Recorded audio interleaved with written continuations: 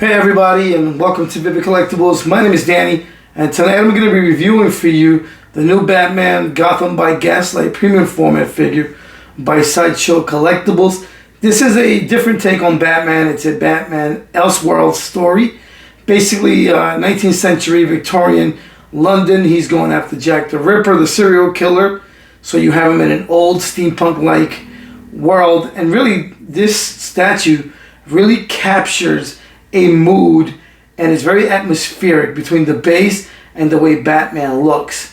Now, they only made 300 of these and it's currently waitlisted at Sideshow. And considering it's a Batman statue, they only made 300. It was a little bit of a shock, and it sold out pretty quickly. So if you want them, jump on the wait list. They do convert pretty often. This was designed by a guy named Ramesh Chopra, who I'm not familiar with. I think this is the only statue he's credited with at Sideshow currently, and Richard Long on the design, plus the rest of the Sideshow's development team. And they've done a really good job, because this is a highly detailed, really well painted and well sculpted statue that really wasn't on my radar.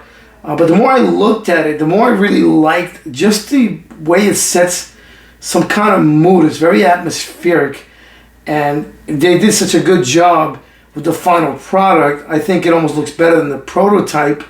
But let's get into the review without too much further. We'll be doing that in a little bit.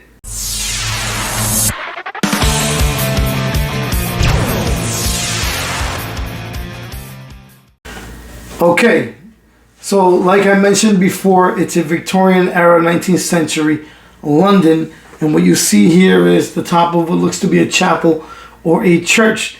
Now you can see all of the weathered wood and all of the really nice weather effects, right? You can see that the rooftops are wet, and these are like, I want to say like stone or clay, right? And you can see where all the water hit it.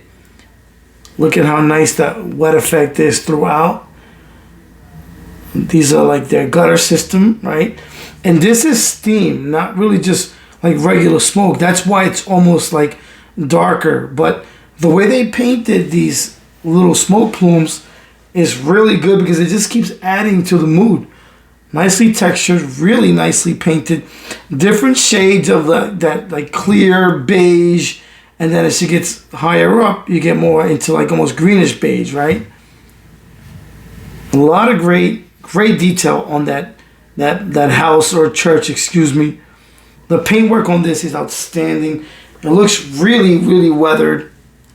And again, a lot of care went into this. But those smoke plumes are absolutely amazing. Look at all the steam on this thing. And just how good it really looks. Look at those chimneys. You can see the weathered metal. You know, the stonework on this is great. The woodwork is really nice. It looks weathered. It's painted with all these different shades, so it looks realistic and old. And even some of the design, right? The Victorian era design. That window looks great. It's cracked. I have a light that I put behind it to add a little bit of an effect. But again, the brickwork looks great. The stonework looks good. The wood looks good. And all these little Victorian designs that are littered throughout. Of course, it's a Sideshow piece, and you have to have the obligatory rebar. But it's there, and it looks good. It does the job. But, you know, the base is really a standout. And it helps to set that mood and capture that 19th century London. Looks really good. Very well executed and well painted. Excellent job. As far as Batman himself, he's got that 19th century outfit, but the weathering on his outfit and the texturing really adds to the creepiness and that atmosphere of this piece. Look at the buckles, right? Nice like gold to them, but you can see all the pores on that leather finish on the boots and the straps and the buckles. Look at that texture. Just really is adding to that realism. Looks really good. And my hat goes off to the design team. And then the gray outfit with different variations of grays. And so you can see some of the dirt, right? So there's dirt and grime throughout his outfit. It looks worn. They did such a great job of creating this real fabric look. Again, where the fabric stretches, it looks great. the outfit, there's more to it than you just initially think, because they painted it so well that it looks so realistic. And then you have some of those daggers right there on his utility belt. Again, more of that Victorian design. And look how real that looks. Look at the leather pouches that hold those daggers in. Utility belt. Again, that nice gold buckle. I love how the chest, right, the Batman emblem, you can see the stitching on it, right, because it's an older costume. It looks great. That looks like leather, the emblem itself, and then the rest of the costume, right, and then more of those buckles. His gloves, again, that great leather finish with that nice worn paint job on that, look phenomenal.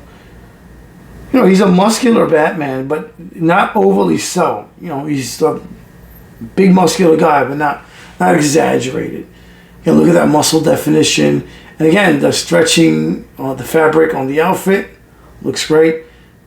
That other gauntlet, again, look at the wear and tear on that glove and the definition. It looks really good. The nice separation between the fingers. I mean, everything is immaculately sculpted, and it just lets it shine through. It's easier to paint when the sculpt is so good.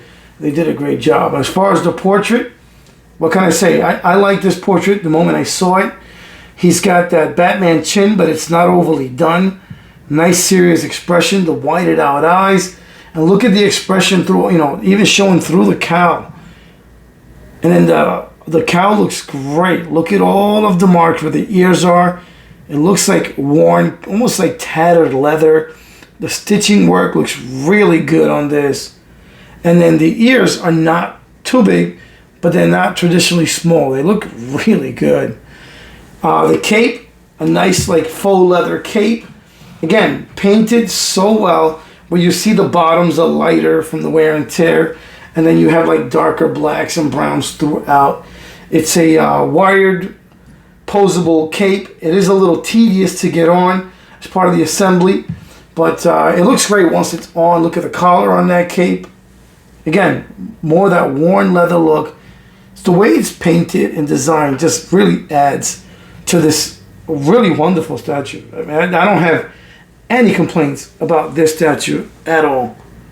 From base, paint job, again, execution, concept.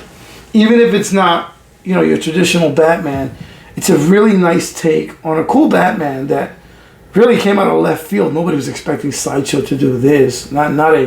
This kind of Batman. So he's got this grappling hook that's, you know, it's pretty well designed. It's plastic, it feels like to me, but it's painted nicely. You can see the nice wear and tear on it, right? Even slight rust on it, but it's very well designed.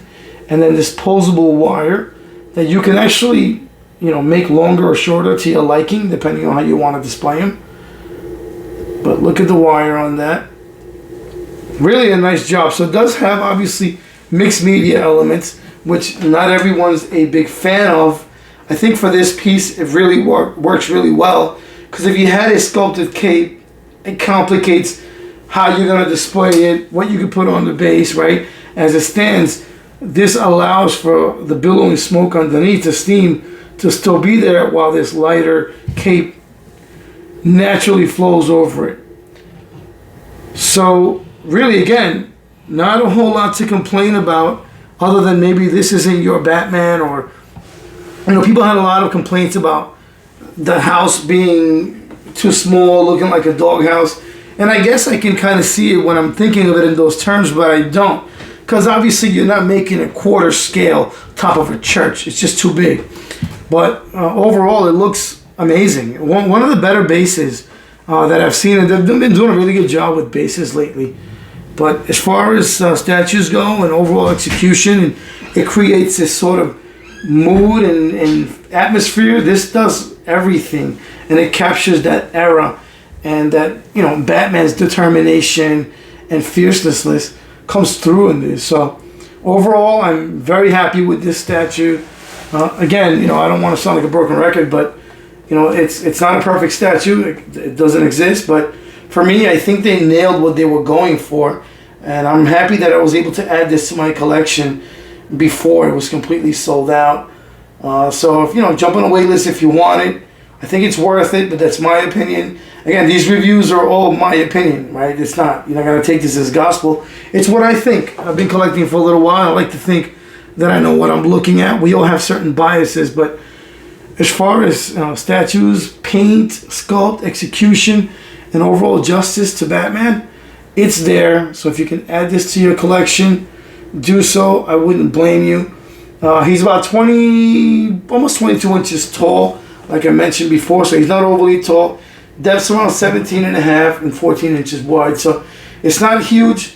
It is displayable. I have him on my DC line next to Deathstroke, and right there in the middle, I believe I showed that during the Deathstroke review. So that's where I'm going to have him at.